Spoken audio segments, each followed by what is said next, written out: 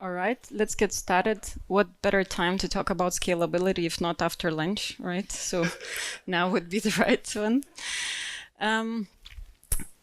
Let's align on what we mean by scalability. I will not be talking about computing power, big data, etc. Those are technological aspects that are not so important.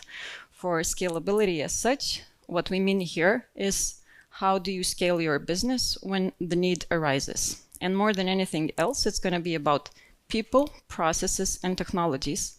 How do you connect the three, and how do you make sure that that's ready for the scalability as you expect it? Let's take an example. Imagine you are running a bakery. You bake cupcakes. One day you have a celebrity popping by. Good for you, because it attracts new customers. It's not necessarily that they will do it for free, of course, but let's imagine they would. So if they are putting it on Instagram and all of a sudden you're having so many customers coming by, how much of your business will be ready to bake that many cupcakes? Most likely your staff will be overworked. Ovens will not be ready to bake that many. And these principles apply to all types of businesses, be it a bakery, be it a marketplace like Vinted. We have been through our own journey of being a scale-up. How do you launch in different countries fast? How do you go through that journey? And what do you need to change in your practices so that you can accommodate the growth that you expect? Quite recently, actually, we also had a huge technological challenge that foundations were not scalable enough to accommodate the amount of customers that were coming into our platform. And we did also need to change some of our technological principles just to accommodate the growth and the amount coming in. All types of businesses need to readjust as time goes by, and it's part of the fact that to be sustainable, to be scalable, you do need to make these adjustments when time goes by. So let's talk about people scalability first. Naturally, it means how do you enlarge your workforce for the amount of employees you need. You had one amount of employees, all of a sudden you need way more. How do you attract that talent? And even more so, how will it change your culture, your internal setup, so that there's more collaboration rather than conflicts arising from that? What we have done is changed our organizational setup somewhere in the middle of our journey. And we've adjusted all of our teams so that every team is collaborating based on 4 roles. One role in every team is engineering. Engineers are responsible for choosing the right technology, the right setup for it, making sure there's not so much of a tech debt coming with it, etc. In every team, we also have a product manager. That's in its own traditional value what product manager does. Creates vision, milestones, objectives, tracks impact, etc. Alongside that, we have a designer in every team. How is it that we affect the member? How do we make sure we are member-centric? How do we make sure we are not adding friction, etc. Next to it, we also have analysts. How do you make database decisions and make sure that that's integrated into decision making? This setup travels all the way up to CEO, meaning that in every hierarchy layer, we have 4 roles collaborating together. What it allows us to do is to make sure that all these pockets are working together towards the same goal, rather than focusing on, for instance, just analytics, etc. In the people aspect for the scalability, it's not only about organizational setup. It's also about a few principles or elements that allows us to check whether we are intact or not. One is, how does it impact the culture and values when you're growing? When you keep adding new people, it changes how many people know each other. If you're a company of 100 people, naturally, if they meet in the canteen, everybody knows one another. It's very easy to come together, discuss the challenges, and solve it. If you're all of a sudden a company of 1,000, naturally, you know less people than you know in the canteen, and then you need to check back on how does it impact the culture that you intended to have in the first place. What we are checking in every performance evaluation is not only what, meaning results people deliver, but also the how. And that is gathered from the feedback from your peers and surrounding colleagues. How have you collaborated? How do you fulfill the values? And one by one, then there's also feedback gathered on that aspect that helps us to keep it in check. Next aspect is talent scalability. Naturally, when you need to grow fast, you tend to lower your bar whom you hire, because if you go for good talent, it's hard to find. That means it will take you longer to find one. When you're starting to hire lower bar, the old-timers start to challenge that the newcomers are jeopardizing our success. They're not the right ones, they are not as good as we are, etc. What we have integrated into our hiring process is a tryout day. If it's developers or any other employees, then it's 1 day. For managers, it's 2 days. It means that we are checking the fit of an individual into the closest circle. They get a task for that day or two, and throughout those day or two, then they need to come back with what type of situation they have analyzed, what they have observed, etc. Then it's a two-folded advantage, because we get to check whether they fit in. At the same time, the individual gets to check whether they would like to work in a company like that. Creation of new teams. You're growing, expanding, naturally there are new teams. One principle that at least is working for us is that new teams shouldn't be created from the scratch as a new team, but rather take the current team, embed new employees into that team, and grow it out, or so split it up when the time comes. It's just easier for knowledge transfer. It's also easier to be integrated into the different types of elements that you find important. So make sure new teams are more scalable in that scenario. Processes. That's not how it was intended, for sure. Process scalability example, a good one would be Amazon. Imagine all time of peaks when your delivery needs to come in. No matter the load, no matter the time, everything comes in on time. They're able to magically integrate all of their processes from the moment you buy to the moment it's delivered in a magical way. What we find that there are most critical processes when you think of scalability. One is product development.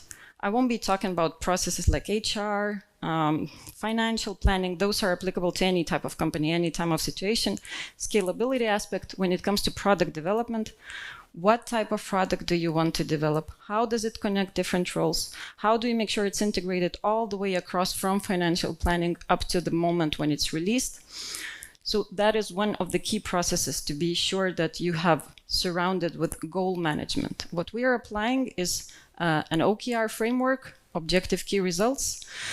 Not the easiest framework. If you know better one, let me know.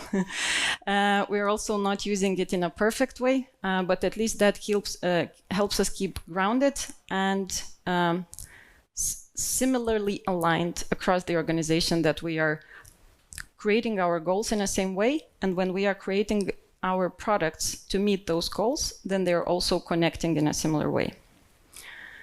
Second process is customer acquisition. So you're not growing only as a company. Naturally, you're growing through an increase of your customers.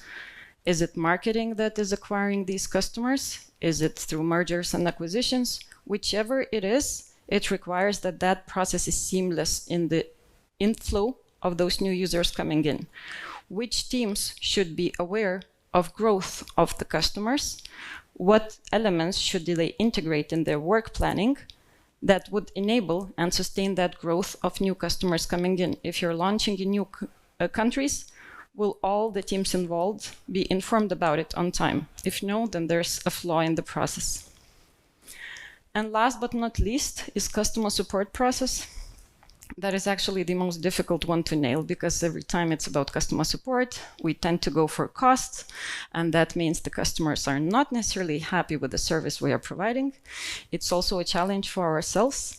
When you need to make sure the customer support is provided in the same way across countries, then you're also meeting the challenge of geography, language, and whatnot. Support process as such suffers mostly when it's separated from the organization. If other departments are not aware of the pain points customer support is solving most often, that's where we lose the aspect of scalability. So most important here is how do you integrate that process into the overall company, and how customer support is in the loop when new goals are set.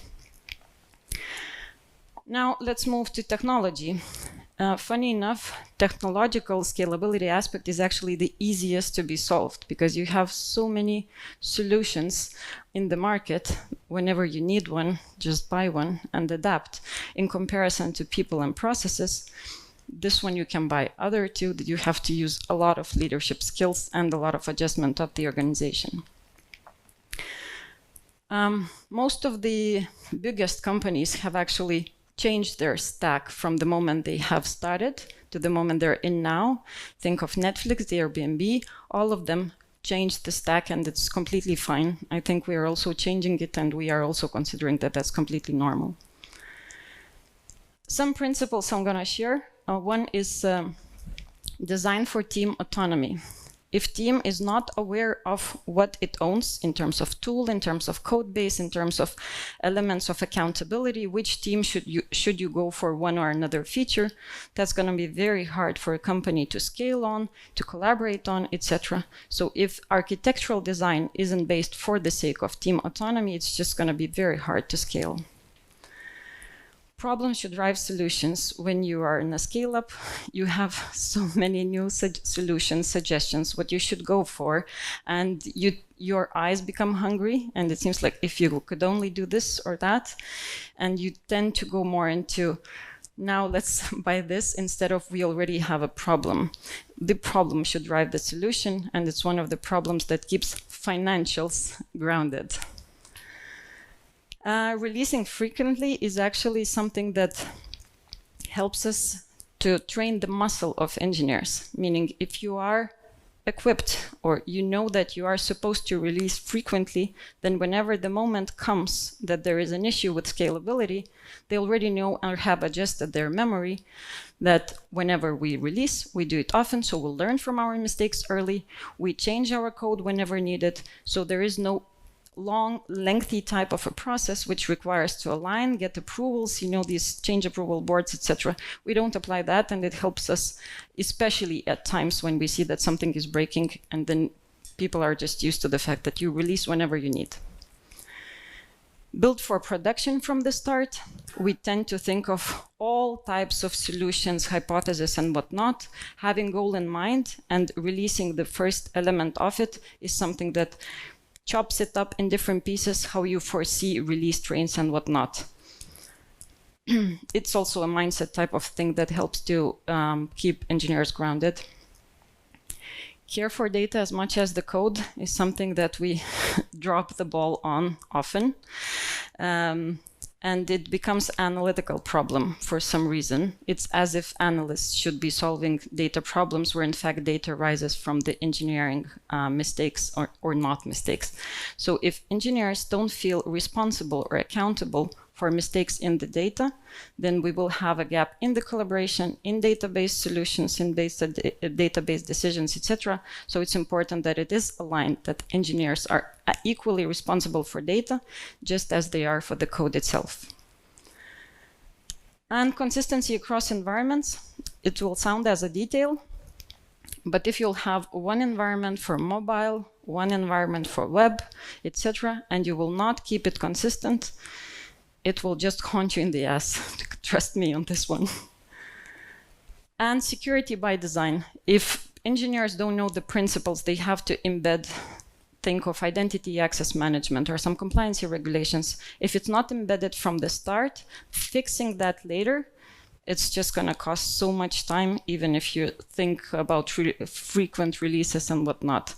Security principles should be embedded through architecture, and architects should already inform engineers of how they should approach it. And that would be all. For the end, I would like to share one story, unsuccessful one. It won't add credibility to my name for sure. But I've been working on one project about loan scalability, not at Vinted, at another company. And we had hungry eyes for the solution that sounded so good, because financial business case and whatnot already showed that we will be winners. We can attract so much market. What we forgot is exactly the people and process aspect, meaning we went for automation without considering the fact that people working on that process at the very time were about to retire, the whole team. and all the processes they worked on were all manual and in all of their heads. So the project at the end failed because we forgot to consider all 3 legs in once, and I hope that you won't. So thank you.